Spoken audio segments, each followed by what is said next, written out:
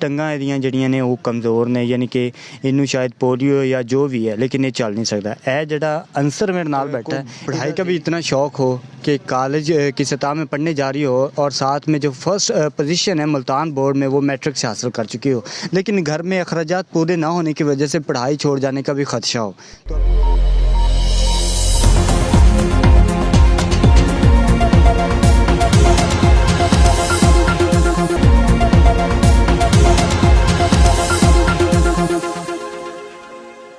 अस्सलाम वालेकुम नाज़रीन, मैं आपका मेज़बान मुदस्सिर अली आपकी खिदमत में हाज़िर है। नाज़रीन, मेरे जिस शख्सियत से मैं आपको आज मिलवाने जा रहा हूँ वो अपने वालिदैन के अकलौते सहारे थे, सारी ज़िंदगी काम किया, फिर आगे शादी हुई और 2-3 बच्चे हुए, दो जो कि मेंटली तौर पर और टांगों से माजूर, जिनका करने वाला भी कोई नहीं है और वो ख़ुद भी माजूर एक एक्सीडेंट में हो चुके हैं। उनकी एक आम रूटीन थी, नॉर्मल रूटीन थी, सब कुछ ठीक ठाक चल रहा था, लेकिन एक हादसे ने, एक इंसिडेंट ने उनकी ज़िंदगी उस डगर से हटाकर बिल्कुल एक अलग ही बना दी। और आज वो इंसान जो कभी 3-4 गाँव में देहात में मशहूर था इलेक्ट्रीशियन के तौर पर, लेकिन आज पाई के मोहताज हो गया है। जो एक बच्ची है जो कि मैट्रिक से आगे कॉलेज में इंटर हो चुकी है, लेकिन मैट्रिक में उन्होंने पूरे मुल्तान बोर्ड में फ़र्स्ट पोजीशन हासिल की है, लेकिन 2 बेटे हैं जो एक का तवाज़न जो ज़हनी तवाज़न सही नहीं है और एक जो है टांगों से माजूर है। तो उनसे बगैर कोई मैं देर किए उनसे बात करवाता हूँ आपकी। अस्सलाम वालेकुम।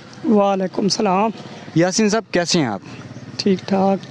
सर मैंने ये दसो, एक नॉर्मल जिंदगी ਤੁਹਾਡੀ ਚੱਲ ਰਹੀ ਸੀ, ਲੇਕਿਨ ਅਚਾਨਕ ਤੁਸੀਂ ਪਾਈ ਦੇ ਮੁਹਤਾਜ ਵੀ ਹੋ ਗਏ ਹੋ ਤੇ ਅਚਾਨਕ ਇੱਕ ਡਗਰ ਤੋਂ ਜ਼ਿੰਦਗੀ ਤੁਹਾਡੀ ਹਟ ਚੁੱਕੀ ਹੈ, ਤੇ ਕੀ ਮਹਿਸੂਸ ਹੋ ਰਿਹਾ ਹੈ? ਸਭ ਕਿਸ ਤਰ੍ਹਾਂ ਆਇਆ? मैं सामान लेने जा रहा था शहर, रास्ते में एक्सीडेंट हुआ। अच्छा जी। दोनों पाँव भी टूट गए, बाजू भी टूट गया और मैं बिल्कुल ही ख़त्म हो गया। ਉਹ ਤਾਂ ਬੱਚੇ ਵੀ ਤੁਹਾਡੇ ਜਿਹੜੇ ਮਾਜ਼ੂਰ ਹੈਗੇ ਨੇ? हाँ जी, बच्चे भी दोवें मजबूर ने, एक ज़हनी तवाज़न सही नहीं है, एक पैरों तो मजबूर है। ਤੇ ਮਾਸ਼ਾਅੱਲਾ ਦੀ ਇਹਨਾਂ ਦੀ ਇੱਕ ਬੇਟੀ ਹੈ ਜਿਹਨੂੰ ਪੜ੍ਹਾਈ ਦਾ ਬਹੁਤ ਸ਼ੌਕ ਹੈ, ਮੈਟ੍ਰਿਕ 'ਚ ਫਸਟ ਪੋਜੀਸ਼ਨ ਮੁਲਤਾਨ ਬੋਰਡ ਤੋਂ, ਤੇ ਇੰਟਰ 'ਚ ਪੜ੍ਹਨਾ ਚਾਹ ਰਹੀ ਹੈ, ਲੇਕਿਨ ਅਖਰਾਜਾਤ ਇੰਨੇ ਮੁਸ਼ਕਿਲ ਨੇ, ਮਹਿੰਗਾਈ ਦਾ ਦੌਰ ਹੈ ਕਿ ਉਹ ਪੂਰੇ ਕਰਨੇ ਸਾਡੇ ਲਈ ਬੜਾ ਮੁਸ਼ਕਿਲ ਹੋ ਰਹੇ ਨੇ।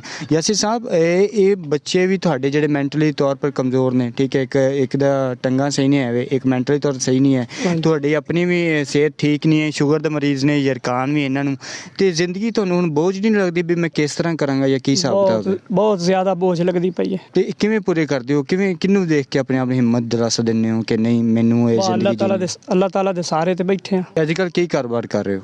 ਤਾਂ ਮਾੜੀ ਜਿਹੀ ਦੁਕਾਨ ਚਲਾਈ ਹੋਈ ਹੈ, ਛੋਟੀ ਜਿਹੀ, ਮੁਸ਼ਕਿਲ ਨਾਲ ਘਰ ਦੇ ਜਿਹੜਾ ਖਰਚੇ ਨਹੀਂ ਪੂਰੇ ਹੁੰਦੇ। ਮੈਨੂੰ ਇਹ ਦੱਸੋ ਕਿ ਕਿਸ ਤਰ੍ਹਾਂ ਗੁਜ਼ਾਰਾ ਹੋ ਰਿਹਾ ਖਾਸ ਕਰ ਇਹਨਾਂ ਹਾਲਾਤਾਂ ਦੇ ਵਿੱਚ? ਇਹਨਾਂ ਹਾਲਾਤਾਂ ਦੇ ਵਿੱਚ ਇੱਕ ਛੋਟੀ ਜਿਹੀ ਦੁਕਾਨ ਬਣਾਈ ਹੋਈ ਹੈ, ਇੱਕ ਬਾਜ਼ੂ ਨਾਲ ਕੰਮ ਕਰਦਾ ਪਿਆ, ਲੇਕਿਨ ਕੋਈ ਗੁਜ਼ਾਰਾ ਨਹੀਂ ਹੁੰਦਾ। ਕੋਈ ਰਿਸ਼ਤੇਦਾਰ ਮਾੜੀ ਮੋਟੀ ਮਦਦ ਕਰਦੇ ਪੈਣ, ਬੱਚੀ ਪੜ੍ਹਨ ਜਾਂਦੀ ਹੈ, ਲੇਕਿਨ ਗੁਜ਼ਾਰਾ ਬਹੁਤ ਮੁਸ਼ਕਿਲ ਹੁੰਦਾ ਪਿਆ। ਤੇ ਇਹ ਤੁਹਾਡੇ ਜੇ ਤੁਸੀਂ ਦੇਖ ਰਹੇ ਹੋ ਕਿ ਇਹ ਜਿਹੜਾ ਬੱਚਾ ਹੈ ਇਹਦਾ ਨਾਮ ਅੱਲਾ ਰੱਖਾ ਹੈ, ਇਹ ਅੱਲਾ ਰੱਖਾ ਸਿਰਫ ਜੋ ਇਹਦਾ ज़हनी तवाज़न ठीक है, ਟੰਗਾਂ ਇਹਦੀਆਂ ਜਿਹੜੀਆਂ ਨੇ ਉਹ ਕਮਜ਼ੋਰ ਨੇ, ਯਾਨੀ ਕਿ ਇਹਨੂੰ ਸ਼ਾਇਦ ਪੋਲੀਓ ਜਾਂ ਜੋ ਵੀ ਹੈ, ਲੇਕਿਨ ਇਹ ਚੱਲ ਨਹੀਂ ਸਕਦਾ। ਇਹ ਜਿਹੜਾ ਅੰਸਰ ਮੇਰੇ ਨਾਲ ਬੈਠਾ ਹੈ ਇਹਦਾ ज़हनी तवाज़न ਠੀਕ ਨਹੀਂ। ਤੁਸੀਂ ਆਪ ਸੋਚੋ ਕਿ ਅਗਰ ਜਵਾਨ ਬੇਟੇ ਨੇ ਜਿਨ੍ਹਾਂ ਨੇ ਆਪਣੇ ਵਾਲਿदैन ਦਾ ਸਹਾਰਾ ਬਣਨਾ ਸੀ, ਉਹ ਇੱਕ ਨੋਰਮਲ ਨਹੀਂ ਹੈ, ਉਹ ਬਿਲਕੁਲ ਹੀ ਨਾ ਹੋਣ ਦੇ ਬਰਾਬਰ ਅਗਰ ਮੈਂ ਕਹਾਂ ਤੇ ਗਲਤ ਨਹੀਂ ਹੋਏਗਾ ਕਿ ਇਹ ਬੱਚਾ ਜਿਹੜਾ ਤੁਰ ਨਹੀਂ ਸਕਦਾ, ਆਪਣੇ ਵਾਲਿदैन ਦਾ ਸਹਾਰਾ ਕਦੀ ਨਹੀਂ ਬਣ ਸਕਦਾ। ਇਹ ਅੰਸਰ ਸਾਹਿਬ ਜਿਹੜੇ ਨੇ ਇਹਨਾਂ ਦਾ ज़हनी तवाज़न ਠੀਕ ਨਹੀਂ ਹੈ, ਇਹ ਵੀ ਸਹਾਰਾ ਨਹੀਂ ਬਣ ਸਕਦੇ। ਯਾਸੀਨ ਖੁਦ ਜਿਹੜਾ ਹੈ ਉਹ ਬੜੀਆਂ ਮਰਜ਼ਾਂ ਦਾ ਸ਼ਿਕਾਰ ਹੈ, ਉਹਨਾਂ ਦੀਆਂ ਦੋਵੇਂ ਐਕਸੀਡੈਂਟ ਵਿੱਚ ਦੋਵੇਂ ਜਿਹੜੀਆਂ ਟੰਗਾਂ ਉਹ ਟੁੱਟ ਗਈਆਂ, ਇੱਕ ਜਿਹੜੀ ਉਹ ਬਾਂਹ ਜਿਹੜੀ ਉਹ ਵੀ ਬਿਲਕੁਲ ਹੀ ਖਤਮ ਹੋ ਗਈ। ਛੋਟੀ ਜਿਹੀ ਇਹਨਾਂ ਨੇ ਦੁਕਾਨ ਪਾਈ ਇਲੈਕਟ੍ਰੀਸ਼ੀਅਨ ਦੀ, ਤੇ ਜੇ ਤੋਂ ਘਰ ਦੀ ਗੁਜ਼ਰ ਬਸਰ ਹੋ ਰਹੀ ਹੈ। ਬੱਚੀ ਨੂੰ ਪੜ੍ਹਾਈ ਦਾ ਬੜਾ ਹੀ ਸ਼ੌਕ ਹੈ, ਮੈਟ੍ਰਿਕ 'ਚ ਫਸਟ ਪੋਜੀਸ਼ਨ ਹਾਸਿਲ ਕੀਤੀ ਹੈ ਮੁਲਤਾਨ ਬੋਰਡ ਦੇ ਵਿੱਚੋਂ, ਔਰ ਅੱਗੇ ਇੰਟਰਮੀਡੀਏਟ 'ਤੇ ਪੜ੍ਹ ਤਾਂ ਰਹੀ ਹੈ, ਲੇਕਿਨ ਘਰ ਦੇ ਜੋ ਹਾਲਾਤ ਨੇ ਉਹਨਾਂ ਹਾਲਾਤਾਂ ਦੇ ਵਿੱਚ ਪੜ੍ਹਾਈ ਮੈਂ ਕਹਿੰਦਾ ਨਾ ਮੁਸ਼ਕਿਲ ਕਦੀ ਨਹੀਂ ਪੂਰੀ ਹੋ ਸਕਦੀ। ਤੇ ਇਸ ਕਰਕੇ ਯਾਸੀਨ ਸਾਹਿਬ ਦੀ ਜ਼ਿੰਦਗੀ ਬੜੀ ਹੀ ਮੁਸ਼ਕਿਲ ਹੈ। ਅੱਛਾ ਯਾਸੀਨ ਸਾਹਿਬ, ਗੌਰਮੈਂਟ ਲਈ ਤੁਹਾਡੀ ਕੀ ਅਪੀਲ ਹੈ? ਗੌਰਮੈਂਟ ਲਈ ਮੇਰੀ ਅਪੀਲ ਹੈ ਕਿ ਮੇਰੀ ਬੱਚੀ ਲਈ ਕੋਈ ਵਜ਼ੀਫੇ ਦਾ ਇੰਤਜ਼ਾਮ ਕਰਨ ਜਾਂ ਕੋਈ ਇਮਦਾਦ ਲਈ ਕਾਲਜ ਪੜ੍ਹਨ ਵਾਸਤੇ ਕੋਈ ਫੀਸ ਫੂਸ ਦਾ ਜਾਂ ਕੋਈ ਵਗੈਰਾ ਸਹਾਰਾ ਬਣ ਜਾਵੇ। ਇਹਨਾਂ ਦੀ ਬੱਚੀ ਇੰਟਰਮੀਡੀਏਟ ਫਸਟ ਤੁਹਾਨੂੰ ਦੱਸਿਆ ਇੰਟਰਮੀਡੀਏਟ 'ਚ ਪੜ੍ਹ ਰਹੀ ਹੈ, ਲੇਕਿਨ ਹਾਲਾਤ ਇੰਨੇ ਮੁਸ਼ਕਿਲ ਨੇ ਕਿ ਉਹਦੀ ਫੀਸਿਸ, ਉਹਦੀ ਬੱਸਿਸ ਦਾ ਕਿਰਾਇਆ, ਉਹਦੀ ਯੂਨੀਵਰਸਿਟੀ, ਉਹਦੀਆਂ ਬੁੱਕਸ ਦਾ ਸਾਰੇ ਅਖਰਾਜਾਤ ਜਿਹੜੇ ਨੇ ਯਾਸੀਨ ਸਾਹਿਬ ਦਾ ਬਜਟ ਇਜਾਜ਼ਤ ਨਹੀਂ ਦਿੰਦਾ ਕਿ ਉਹ ਬੱਚੀ ਨੂੰ ਪੜ੍ਹਾ ਕੇ ਆਪਣਾ ਸਹਾਰਾ ਬਣਾ ਸਕੇ, ਕਿਉਂਕਿ ਇਹ ਦੋ ਬੱਚੇ ਤਾਂ ਬਿਲਕੁਲ ਹੀ ਮਾਜ਼ੂਰ ਨੇ, ਨਕਾਰਾ ਨੇ, ਇਹਨਾਂ ਦਾ ਸਹਾਰਾ ਨਹੀਂ ਬਣ ਸਕਦੀ। ਯਾਸੀਨ ਸਾਹਿਬ, ਲੋਕਾਂ ਲਈ ਕੀ ਪੈਗਾਮ ਹੈ ਜਿਹੜੇ ਮੁਖੱਯਰ ਹਜ਼ਰਾਤ ਨੇ? ਲੋਕਾਂ ਲਈ ਪੈਗਾਮ ਇਹ ਹੈ ਕਿ ਸਾਹਿਬ ਇਸਤਦਾ ਕਈ ਲੋਕ ਹਨ ਜਿਹੜੇ ਅਗਰ ਉਹਨਾਂ ਚਾਹਵੇ ਤਾਂ ਇਮਦਾਦ ਕਰ ਸਕਣ।